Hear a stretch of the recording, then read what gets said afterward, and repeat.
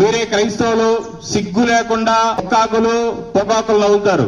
మీరే క్రైస్తవులు మీకు సిగ్గు లేకుండా మీరే సిగరెట్లు బీడీలు తాగుతారు. మీరే క్రైస్తవులు మీకు సిగ్గు లేకుండా సారాయి మందు బ్రాండీలు తాగుతారు. మీరే క్రైస్తవులు మీకు అక్రమ సంబంధాలు ఎక్కువ. మీరే క్రైస్తవులు మీరే వ్యభిచారం చేస్తారు. మీరంతా క్రైస్తవులు మీరే అబద్ధాలు ఆడతారు. మీరంతా క్రైస్తవులు మీ వేషధారణ వేరుగా ఉంటది. మీరంతా పేరుకే క్రైస్తవులు గారి నామకార్థమైన భ్రష్టు పట్టిన జీవితంలో ఉన్నారు. దేవుడు మిమ్మల్ని అందరినీ మొత్తక ముందే మీరు దయచేసి మారండి. ఈ లోకంలో మనం ఏమి సంపాదించినా కూడా వ్యర్థమేనండి. అన్ని ఇక్కడ వదిలిపెట్టి వెళ్ళిపోవాల్సిందే. మన చుట్టాలు బంధువులంతా కూడా 2-3 రోజులు ఏడుస్తారు, ఆ తర్వాత మనల్ని మర్చిపోతారు. అందుకని మనం పరలోకంలో ఆస్తిని సంపాదించాలంటే ఇక్కడ ఏం చేయాలి అంటే దేవుడి వాక్యాన్ని మనం నమ్మాలి, గట్టిగా పట్టుకోవాలి, దాన్ని అనుసరించాలి, దాన్ని పాటించాలి. ఈ లోకంలో ఉండే వాటికంటే మనలో ఉండేవాడు గొప్పవాడు కదా. మీరంతా వాక్యాలు వింటున్నారు కదా, ఎందుకు మరి ఈ లోకంలో ఉండే అలవాట్లకి బానిస అయిపోతున్నారు? సాతాను గాడు లాగేస్తున్నాడు. మీకు తెలియట్లా, మొన్న ఏదో ఎమ్మెల్యే ఓట్లు ఎలక్షన్ వచ్చింది. ఒక పక్క టీడీపీ, ఒక పక్క వైఎస్ఆర్ కాంగ్రెస్ పార్టీ ఉంది. మనకి ఇష్టం వచ్చిన వాళ్ళకి వేసుకున్నాం, ఇది లోకానుసారం. కానీ ఇప్పుడు ఈ ఎలక్షన్ లో మనకి రెండో రాకడ ఎలక్షన్ లో యేసు ప్రభు ఒక పక్క నిలబడ్డాడు, ఓ పక్క సాతానుగా నిలబడ్డాడు. యేసు ప్రభుకు ఓటేయాలంటే నువ్వు పరిశుద్ధుడిగా ఉండాలి. నువ్వేమి మందు తాగకూడదు, సిగరెట్లు తాగకూడదు, పొగాకు నవలకూడదు, ఒక్కాకు నవలకూడదు, అబద్ధాలు ఆడకూడదు, జోదం ఆడకూడదు, మోసాలు చేయకూడదు. అట్లా ఉంటేనే నువ్వు యేసుక్రీస్తుకు ఓటేయగలవు. కానీ నువ్వు ఈ రోజున యేసుక్రీస్తుకు ఓటు వేయగలుగుతున్నావా? నీలో ఏదో ఒక చెడ్డ అలవాటు ఉంది. చెడ్డ అలవాటు ఉంటే నువ్వు ఎవరికి ఓటేస్తున్నావు? సాతాను గడికి ఓటేస్తున్నావు. సాతాను గడికి ఓటేస్తే ఏమైపోద్ది? ఓన్లీ వాడు తీసుకెళ్లిపోయి నరకంలో పడేస్తాడు. అలాంటిది నరకానికి పోవడానికి మనల్ని అందరినీ దేవుడు పుట్టించి మన కోసం ప్రాణం పెట్టింది. ఎందుకు మీరంతా నామకార్థంగా ఉండిపోతున్నారు?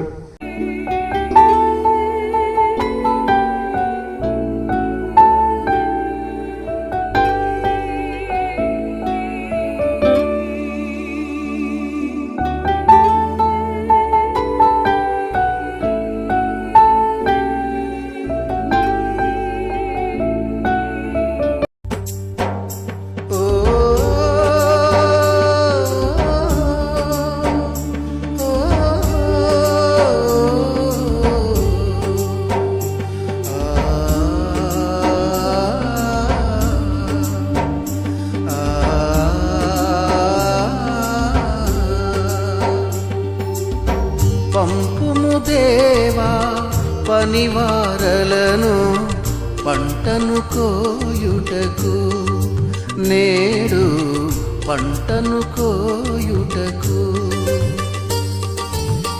పంపుము దేవా పనివారలను పంటను కోయుటకు, నేడు పంటను కోయుటకు. కొంతమందియే శ్రమపడుచుండగా చింతయలేని క్రైస్తవులందరిన్ పంపుము దేవా పనివారలను. మహాపరిశుద్ధ స్థలములో చేర్చును మన యేసయ్యా రక్తము. మహాపరిశుద్ధ స్థలములో చేర్చును మన యేసయ్యా రక్తము.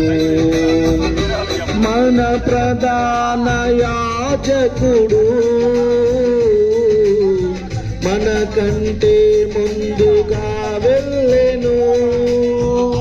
మన ప్రధాన యాజకుడు మన కంటే ముందుగా వెళ్ళెను. యేసు రక్తము రక్తము రక్తము, యేసు రక్తము రక్తము రక్తము. అమూల్యమైన రక్తము, నిష్కలంకమైన రక్తము. అమూల్యమైన రక్తము, నిష్కలంకమైన రక్తము. దేవుని పేరిట ప్రతి క్రైస్తవులకి వందనాలు. మేము హైదరాబాద్ పరిసర ప్రాంతంలో ఉంటాము. నేను ఒక హిందువుని. నా పేరు మల్లికార్జునరావు. నేను 4 సార్లు అయ్యప్ప మాల వేసుకున్నాను. 18 సార్లు తిరుపతి వెళ్ళి గుండు చేయించుకున్నాను. నాకు నిజమైన దేవుడు ఎవరో తెలియక నా ఇష్టానుసారం 25.5 సంవత్సరాలు బ్రతికాను. నాకెప్పుడు శాంతి సమాధానం లేదు. అయితే నేను చేసిన పాపాల నిమిత్తం ఒక రోజున చనిపోవాల్సి వచ్చినప్పుడు, చచ్చిపోతే నువ్వు నరకానికి వెళ్ళిపోతావు, ఇక్కడంటే తప్పించుకోగలవు కానీ అక్కడ తప్పించుకోలేవు, యేసుక్రీస్తు చాలా మంచి దేవుడు, నువ్వు దేవుడు నమ్ముకోమని చెప్పినప్పుడు నేను నమ్ముకున్నాను. అప్పటి నుంచి చాలా ప్రశాంతంగా ఉన్నాను. ఊరూరు తిరిగి ఈ సువార్త చేస్తా ఉన్నాను. ఇప్పటి వరకు 1850 గ్రామాలు అయిపోయినాయి. 63 మంది మా బాప్తిజం తీసుకున్నారు. 105,000 మందితోటి యేసు ప్రభు దేవుడు అని నేను చెప్పాను. అయితే ఈ రోజున ఓన్లీ హిందువులకే కాదు కానీ, ముస్లిమ్స్కే కాదు కానీ, మన క్రైస్తవులు కూడా ఒక ఎందుకు పనికిరాని నామకార్థమైన స్థితిలో ఉన్నారు. వాళ్ళందరితోటి మాట్లాడదామని వచ్చాను. దయచేసి మీలో ఎవరైనా క్రైస్తవులు ఉంటే వాళ్ళతోటి నేను మీతోటి మాట్లాడుతున్నాను. దయచేసి తప్పుగా అర్థం చేసుకోపాకండి. నేను కూడా మీ ఇంట్లో మీ అన్ననో తమ్ముడో మీ పిల్లోనో అనుకోండి, కానీ వాస్తవం ఏంటనేది గ్రహించాలి. మనం పుడుతున్నామో, పెళ్లి చేసుకుంటున్నామో, పిల్లల్ని కంటున్నామో, ఆస్తులు సంపాదించుకుంటున్నాం, ఉద్యోగాలు చేసుకుంటున్నాం, వ్యాపారాలు చేసుకుంటున్నాం, సడన్ గా చచ్చిపోతున్నాం. చచ్చిపోతే ఎక్కడికి వెళ్ళిపోతున్నాం? బ్రతికినప్పుడు మన భార్య పిల్లలు, ఇల్లు వాకిలి, చుట్టాలు, బంధువులు, ఊర్లు అన్ని కనిపిస్తాయి. చనిపోయిన తర్వాత రెండే రెండు, ఒకటి పరలోకం, ఒకటి నరకం. అక్కడికి వెళ్ళిన తర్వాత ప్రభు అడుగుతాడు, ఏరా బాబు, మీరు ఎంత క్రైస్తవులు కదా, నేను మీకోసం భూమి మీదకి వచ్చి ప్రాణం పెట్టాను మీ పాపాల నిమిత్తం, మరి నా కోసం మీరు ఏం చేశారని అడుగుతారు. మీరేం చెప్తారు? మీరే క్రైస్తవులు, సిగ్గు లేకుండా ఒక్కాకులు పొగాకులు నవ్వుతారు. మీరే క్రైస్తవులు, మీకు సిగ్గు లేకుండా మీరే సిగరెట్లు బీడీలు తాగుతారు. మీరే క్రైస్తవులు, మీకు సిగ్గు లేకుండా సారాయి, మందు, బ్రాండీలు తాగుతారు. మీరే క్రైస్తవులు, మీకు అక్రమ సంబంధాలు ఎక్కువ. మీరే క్రైస్తవులు, మీరే వ్యభిచారం చేస్తారు. మీరంతా క్రైస్తవులు, మీరే అబద్ధాలు ఆడతారు. మీరంతా క్రైస్తవులు, మీ వేషధారణ వేరుగా ఉంటది. మీరంతా పేరుకే క్రైస్తవులు కానీ నామకార్థమైన భ్రష్టు పట్టిన జీవితంలో ఉన్నారు. దేవుడు మిమ్మల్ని అందరినీ మొత్తకు ముందే మీరు దయచేసి మారండి. అందరూ అనుకుంటున్నారు 6 రోజులు నేను కష్టపడి పని చేసుకుంటున్నాను, 7వ రోజు నేను కాకపోయినా నా భార్య పిల్లలు లేకపోతే నా భర్త పిల్లలు చర్చికి వెళ్తున్నారు, కానికేస్తున్నారు, చాలే అనుకుంటున్నారు. అది కాదు. ఈ రోజు కనుక ఇది చివరి రోజు అయితే నీ పరిస్థితి ఏంటి? దేవుడు దేవాది దేవుడు, ఆయన మహాదేవుడు, ఆయన పాదపీఠం ఈ భూమి. ఇక్కడికి వచ్చి ఎందుకు పనికిరాని మన ఎదవలాంటి జీవితాల కోసం ఆయన ప్రాణమే పెట్టాడే. మనం సిగ్గు కలిగి బ్రతకాలి కదా, బుద్ధి తెచ్చుకొని బ్రతకాలి కదా. ఎన్ని రోజులు నామకార్థంగా బ్రతుకుతారు? ఎన్ని రోజులు మీరు పేరుకేమో క్రైస్తవుల పేర్లే పెట్టుకుంటారు. అబ్రహాము, ఇస్సాకు, యాకోబు అన్ని రకాల పేర్లు పెట్టుకుంటారు. ఆడోళ్ళేమో ఎస్తేరమ్మ, రూతమ్మ, మేరమ్మ, మరియమ్మ అన్ని పెట్టుకుంటారు. కానీ మీ బ్రతుకులు మాత్రం చాలా భ్రష్టమైన స్థితిలో ఉన్నాయి. ఇలా ఎన్ని రోజులు మీరు నామకార్థంగా బ్రతుకుతారు? మీకందరికి తెలుసు, ఒకసారి యేసుక్రీస్తు ఈ భూమి మీదకి వచ్చి మన కోసం ప్రాణం పెట్టి చనిపోయి 3వ రోజున తిరిగి లేచి వెళ్ళాడు. నేను మళ్ళీ వస్తాను, మీకు స్థలాన్ని అక్కడ సిద్ధపరుస్తాను, మీరందరూ నాతో కూడా ఉండాలి అని చెప్పి నేను మళ్ళీ వస్తానని వెళ్ళిపోయాడు. కానీ మనకేం చెప్పాడు? ఈ లోకంలో మీరేమి సంపాదించుకోవద్దు. సంపాదించకపోయినా మీ ఇంటి పక్కన వారికి, మీ పక్కన ఊరోళ్ళకి, మీరు పనిచేసే దగ్గర, మీరు చదువుకునే దగ్గర, ఉద్యోగాలు చేసే దగ్గర మీకు చాలా మంది కనిపిస్తూనే ఉంటారు, మాట్లాడుతూనే ఉంటారు. వాళ్ళందరికీ మీరు నిజమైన దేవుడు యేసుక్రీస్తు మీరు నమ్ముకుండా ఎందుకు చెప్పలేకపోతున్నారు? అంటే మీ స్వార్థం మీరు చూసుకుంటున్నారు. మనమంతా కూడా ఈ ప్రపంచంలో చాలా మంది మనుషులు ఉన్నారు, కానీ మనం మాత్రం ఆయన ఏర్పాటు చేసుకున్న పిల్లలంగా ఉన్నాం. ఆయన అందుకే చెప్పాడు, కోత విస్తారమే గాని పనివారు కొద్దిగా ఉన్నారు. ఆ కొద్దిగా పనివారిలో మనం ఎందుకు లేము? నేనైతే ఉన్నాను, ఒక హైందవుణ్ణి. నేను 4 సార్లు అయ్యప్ప మాల వేస్తున్నాను, 18 సార్లు తిరుపతి వెళ్ళాను. అరే నేనే మధ్యలో తెలుసుకొని ఇంత పౌరుషంగా నేను దేవుడి గురించి తిరుగుతా ఉన్నాను. మీరు కావాలంటే గాడ్స్ మిషన్ అనే యూట్యూబ్ ఛానల్ చూడండి, 2,45,000 మంది సబ్స్క్రైబర్స్ ఉన్నారు. బొచ్చడి వీడియోలు ఉంటాయి, మీరు చూడండి. నేనే ఇంతగా చేస్తుంటే మీరంతా పుట్టుకతో క్రైస్తవులు, మీరంతా నాకంటే పెద్దోళ్ళు, మీరెందుకు చేయలేకపోతున్నారు? దేవుడు లెక్క అడిగితే చాలా కష్టంగా ఉంటది. ఇంత బ్రతుకు బతికి మనం నరకానికి వెళ్ళడానికి కాదు కదా. మనకంటే చాలా డబ్బుండే వాళ్ళు, ఆస్తిపరులు, పెద్దోళ్ళు అంతా కూడా కరోనా వచ్చో లేకపోతే ఇంకో రోగం వచ్చో చనిపోయారు. కానీ ఇంకా మనం ఈ రోజున బ్రతుకున్నామంటే దేనికోసం? ఎందుకు మనకి ఇంకా ఇంత ఆయుష్ని ఇస్తున్నాడు ఆయన? చంపకుండా ఇంకెందుకు మనకి బ్రతకడానికి ఇస్తున్నాడు అంటే కనీసం ఇప్పటికైనా మనస్ఫూర్తిగా మారి నిన్ను వల్ల నీ పొరుగువారిని ప్రేమించి అనేక మందికైనా సువార్తను చెప్పాలి, ఆయన రాజ్యాన్ని కట్టాలని ఆశిస్తున్నాడు. కానీ మరి మన అలాంటి పరిస్థితులు లేవు. మనమే క్రైస్తవులు అని చెప్పుకుంటాం, బండి మీద సిలువలు వేయించుకుంటాం, నేరుగా వైన్ షాప్ దగ్గరికి వెళ్తాం, క్వార్టర్ బాటిల్ తీసుకొని తాగుతాం. మనమే క్రైస్తవులం, అందరితో అబద్ధాలు మాట్లాడతాం. మనమే క్రైస్తవులం, సిగరెట్లు బీడీలు తాగుతాం, పిచ్చలవిడిగా ఉంటున్నాం అనమాట. ఎందుకు భక్తిగా ఉండట్లేదు? మనకి దేవుడు బైబిల్ ఇచ్చాడు. ఆ బైబిల్ని పూర్తిగా ఎంతమంది చదువుతున్నారు? ఒకసారి చదవకపోయినా కూడా పిల్లలతో ఎందుకు చదివించుకోలేకపోతున్నారు? ఎల్కేజీ పిల్లోడో లేదా 1వ తరగతి చదివే పిల్లోడో ఈ సంవత్సరం 10 పుస్తకాలు ఇస్తే అవి మొత్తం పూర్తిగా చదివితేనే కానీ 2వ తరగతి పంపించట్లేదు. అట్లాంటిది మనకంతా జీవితానికి ఒకటే పుస్తకం కదా, ఒక్క పుస్తకాన్ని చదివే టైం లేదా అంటే ఎందుకు? ఎవరికి లేని భాగ్యాన్ని, రక్షణ నీకు ఇచ్చాడు కాబట్టి నీకు గర్వం. ఎవరికి తినడానికి లేక రోడ్ల మీద అడక్క తింటున్నాడు, మీకు మంచి ఇల్లునిచ్చాడు, మంచి భార్య పిల్లల్ని ఇచ్చాడు, మంచి ఉద్యోగాన్నో లేకపోతే పనినో ఇచ్చాడు, మీకు అందుకని బాగా పొగరన్నమాట. ఇలా ఎన్ని రోజులు? ఈ రోజే గనక మన చివరి ప్రయాణం అయితే ఏంటో తెలుసుకోవాలి. దయచేసి నామకార్థంగా ఉండబాకండి, భక్తిగా ఉండండి, ఆయన చెప్పిన వాక్యాలను పాటించండి. ఈ భూమి మీద చాలా మంది 33 కోట్ల మంది దేవీ దేవతలు ఉన్నారు, కానీ ఎవ్వరు కూడా మన కోసం ప్రాణం పెట్టిన వారు లేరు. ఒకవేళ ప్రాణం పెట్టినా చచ్చిపోయి జీవ సమాధి, ఆ సమాధి, ఈ సమాధి అని మట్టిలో కలిసిపోయి ఉన్నారు, కానీ తిరిగి మళ్ళీ 3వ రోజున లేచిన దేవుడు లేరు. గొప్ప దేవుడు ఆయన చెప్పాడు, ఆయన చెప్పింది సమస్తము కూడా నిజం. ఎందుకు అంటే ఆయన నోటి మాటతోటే ఆకాశము కలుగునుగా కంటే ఆకాశం కలిగింది, నోటి మాటతోటే భూమి కలుగునుగా కంటే భూమి కలిగింది, నోటి మాటతోటే సమస్త జంతువులు, చెట్లు, సముద్రము అన్ని కూడా కలిగాయి. కానీ మనల్ని మాత్రం నోటి మాటతోటి కలిగించాల. ఆయన చాలా ఇష్టపడి పాపం ఆయన చేతితో తయారు చేసుకున్నాడు. ఆయన పోలిక చొప్పున మనల్ని నిర్మించి ఆయన జీవాత్మను ఊదాడు. కానీ మనం ఎలా ఉండాలి? ఈ లోకంలో ఉండేవాటి కంటే మనలో ఉండేవాడు గొప్పవాడు కదా. మీరంతా వాక్యాలు వింటున్నారు కదా, ఎందుకు మరి ఈ లోకంలో ఉండే అలవాట్లకి బానిసైపోతున్నారు? సాతాను గాడు లాగేస్తున్నాడు. మీకు తెలియట్లా, మొన్న ఏదో ఎమ్మెల్యే ఓట్లు ఎలక్షన్ వచ్చింది, ఒక పక్క టీడీపీ, ఒక పక్క వైఎస్ఆర్ కాంగ్రెస్ పార్టీ ఉంది. మనకి ఇష్టం వచ్చిన వాళ్ళకి వేసుకున్నాం, ఇది లోకానుసారం. కానీ ఇప్పుడు ఈ ఎలక్షన్ లో మనకి 2వ రాకడ ఎలక్షన్ లో యేసు ప్రభు ఒక పక్క నిలబడ్డాడు, ఓ పక్క సాతాను గాడు నిలబడ్డాడు. యేసు ప్రభువుకు ఓటేయాలంటే నువ్వు పరిశుద్ధుడిగా ఉండాలి. నువ్వేమీ మందు తాగకూడదు, సిగరెట్లు తాగకూడదు, పొగాకు నవలకూడదు, ఒక్కాక నవలకూడదు, అబద్ధాలు ఆడకూడదు, జోదం ఆడకూడదు, మోసాలు చేయకూడదు. అట్లా ఉంటేనే నువ్వు యేసుక్రీస్తుకు ఓటేయగలవు. కానీ నువ్వు ఈ రోజున యేసుక్రీస్తుకు ఓటు వేయగలుగుతున్నావా? నీలో ఏదో ఒక చెడ్డ అలవాటు ఉంది. చెడ్డ అలవాటు ఉంటే నువ్వు ఎవరికి ఓటేస్తున్నావు? సాతాను గడికి ఓటేస్తున్నావు. సాతాను గడికి ఓటేస్తే ఏమైపోద్ది? ఓన్లీ వాడు తీసుకెళ్లిపోయి నరకంలో పడేస్తాడు. అక్కడ నరకమున వారి పురుగు చావదు, అగ్ని ఆరదని ఉంది. భయంకరమైన నరకం. ఏదైనా పని చేస్తే కొద్దిగా పొయ్యి దగ్గర ఏదైనా కాలితేనే బొబ్బలు పోయి అబ్బా అని బాధపడతాం. అలాంటిది నరకానికి పోవడానికి మనల్ని అందరినీ దేవుడు పుట్టించి మన కోసం ప్రాణం పెట్టింది. ఎందుకు మీరంతా నామకార్థంగా ఉండిపోతున్నారు? మంచి భార్య ఉందా లేదా, పిల్లలు ఉన్నారా లేదా, నాకు ఇల్లు ఉందా లేదా, ఇంటికి రేగులు ఉన్నాయా లేవా, చుట్టూ ప్రారి గోడ ఉందా లేదా, నాకు మంచి బట్టలు ఉన్నాయా, బంగారం ఉందా లేదా, చుట్టాల దగ్గర పేరుందా లేదా అని చూసుకున్నారు. కానీ నాకు దేవుడి దగ్గర మంచి పేరుందా లేదా, నేను దేవుడి దృష్టిలో ఉన్నానా లేదా, నాకు ఇన్నిచ్చాడు కదా, నేను ప్రభు కోసం ఏం చేయాలి అని నమ్మకంగా ఉండలేకపోతున్నారు. దేవుడు కనుక ఒకవేళ ఈ రోజే కనుక వచ్చి నీ ప్రాణం అడిగితే నువ్వు సమాధానం చెప్పలేవు. ఇంత బతికి నరకానికే వెళ్ళిపోవాలి. తెలియని వాళ్ళు పోయారంటే దానికి ఒక అర్థం ఉంది. తెలిసి కూడా ఎందుకు తప్పు చేయాలి? అందుకని దయచేసి మీరంతా కూడా మారండి. అనేక మందిని దేవుడి మార్గంలోకి నడిపించండి. నేను దేవుని నమ్ముకున్నాను, నా కులం మారలేదు, నా మతం మారలేదు, నా పేరు మారలేదు, నా మనసు మార్చుకున్నాను. మీరంతా పేరుకి మీ పేర్లు మార్చుకున్నారు, కానీ మీ మనసులు మాత్రం మార్చుకోలేదు. కనీసం ఈ లోకంలో నేను ఇల్లు సంపాదించుకున్నాను, నాకు అది ఉంది ఇది ఉందని చెప్పుకుంటారు. కానీ నేను ఒక ఆత్మనైనా మరి ఆయన సన్నిధిని నడిపించాను, ఇద్దరికైనా బాప్తీసం ఇప్పించాను, 3కైనా సువార్త చెప్పాను అని మీరు ఎవరు చెప్పుకోలేరు. అక్కడికి వెళ్ళిన తర్వాత ఆయన ఒకటి అడుగుతాడు, మీరు ఏం చేశారనేది అడగరు. నేను మీకోసం ప్రాణం పెట్టాను, మీరు నా కోసం ఏం చేశారు అంటే మనం అంతా నోరులు తెరవాలి. అది అందరూ అనుకుంటున్నారు, ఆ చనిపోయిన తర్వాత ఎవరు చూసారులే, బ్రతుకున్నప్పుడు లేదనుకుంటున్నారు.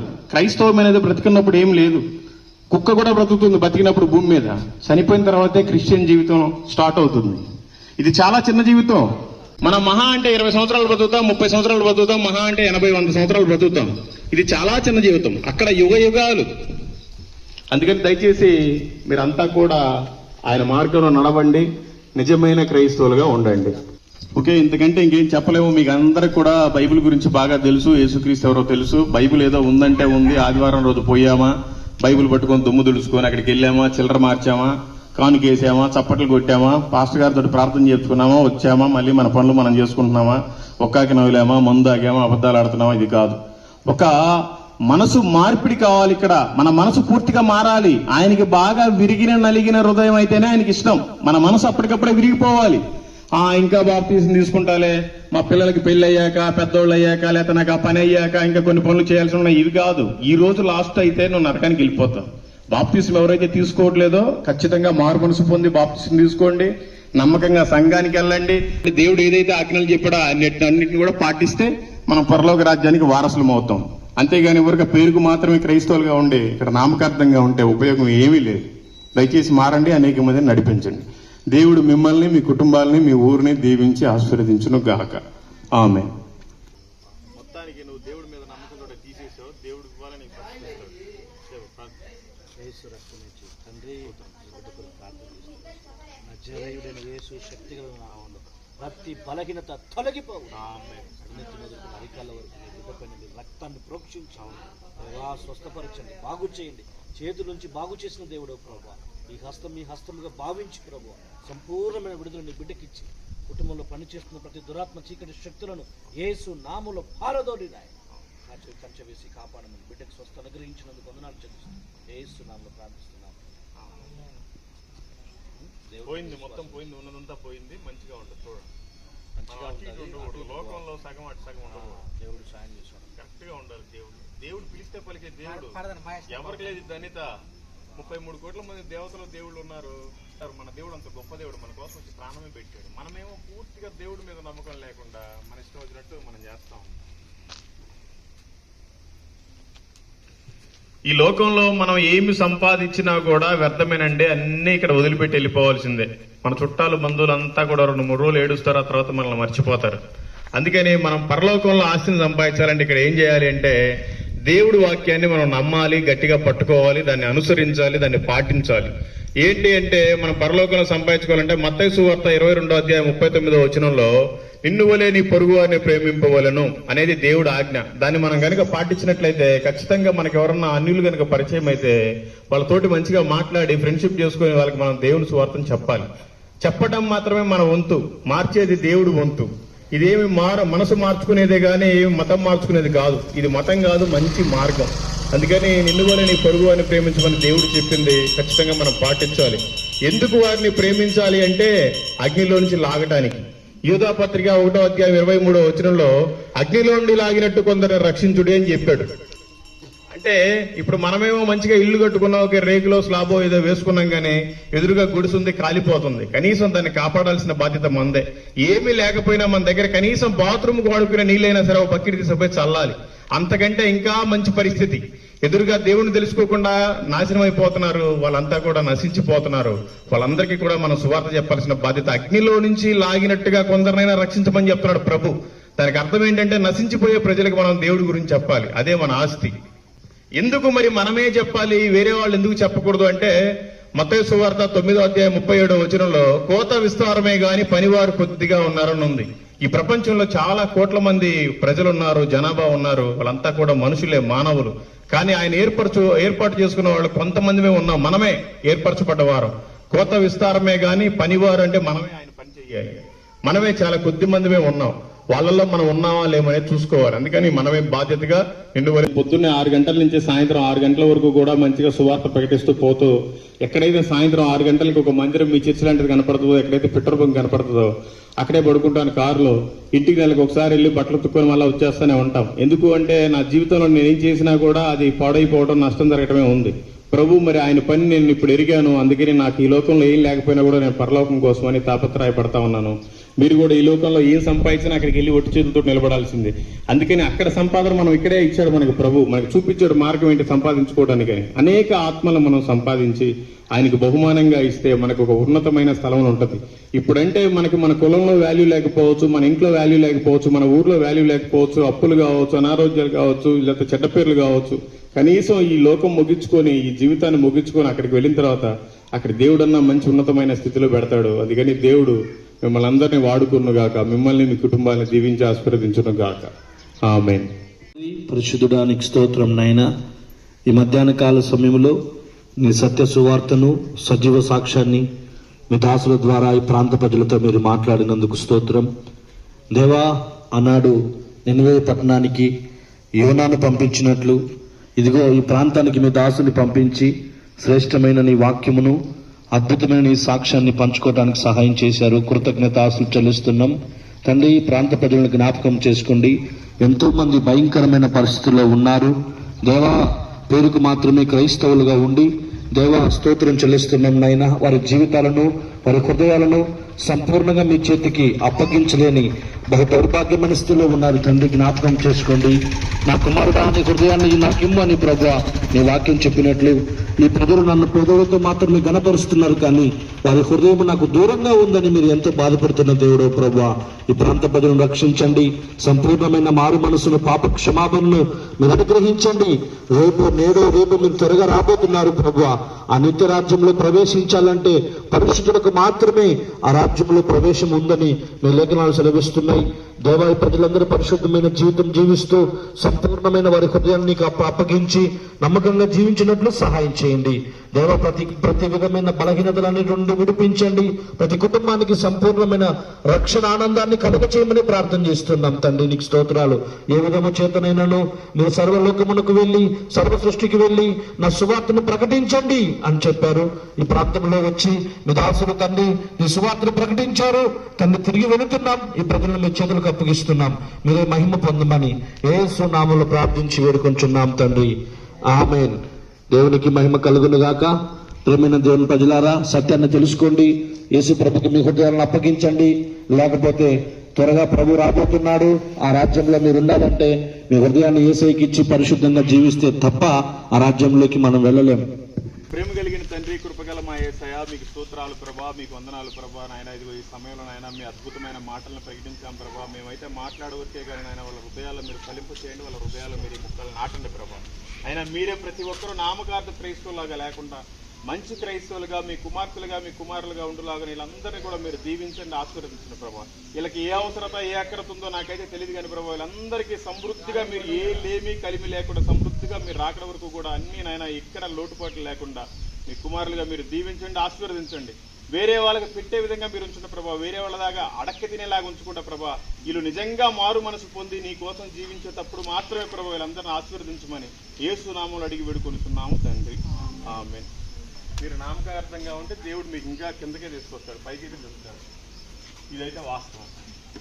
కొంతమందియే శ్రమ పడుచుండగా చింతయలేని క్రైస్తవులందరిన్ పంపుము దేవా. పనివారలను పంటను కోయుటకు, నేడు పంటను కోయుటకు.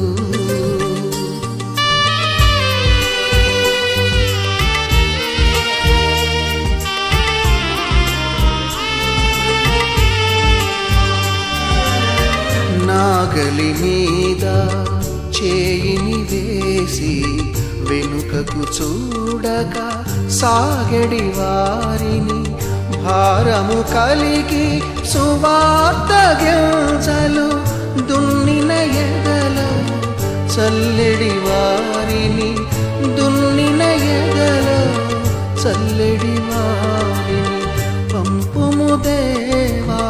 పనివారలను పంటను కోయుటకు, నేడు పంటను కోయుటకు.